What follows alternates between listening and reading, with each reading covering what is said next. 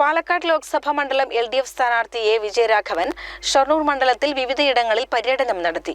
തിരുവാഴിയോട് നടന്ന സ്വീകരണത്തിൽ മറ്റു നേതാക്കളും പങ്കെടുത്തു.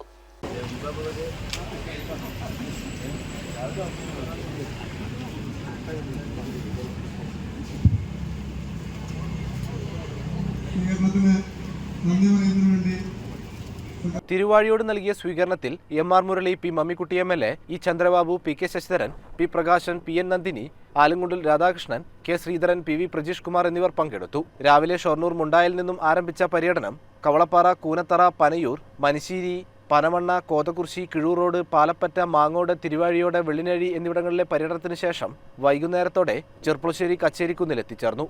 എലിയപ്പറ്റ, ശാലോംകുന്ന്, പൊട്ടച്ചിറ, പൊമ്പിലായ, പഴയ വില്ലേജ്, ചളവറ സെന്റർ എന്നിവിടങ്ങളിലെ സ്വീകരണത്തിന് ശേഷം പര്യടനം സമാപിച്ചു.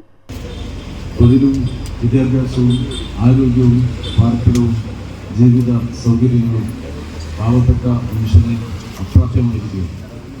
ലോകത്ത് ഏറ്റവും കൂടുതൽ പാവങ്ങളും സമ്പന്നരും തമ്മിലുള്ള വിടവ് വർദ്ധിച്ചുകൊണ്ടിരിക്കുന്ന രാജ്യം ഇന്ത്യ.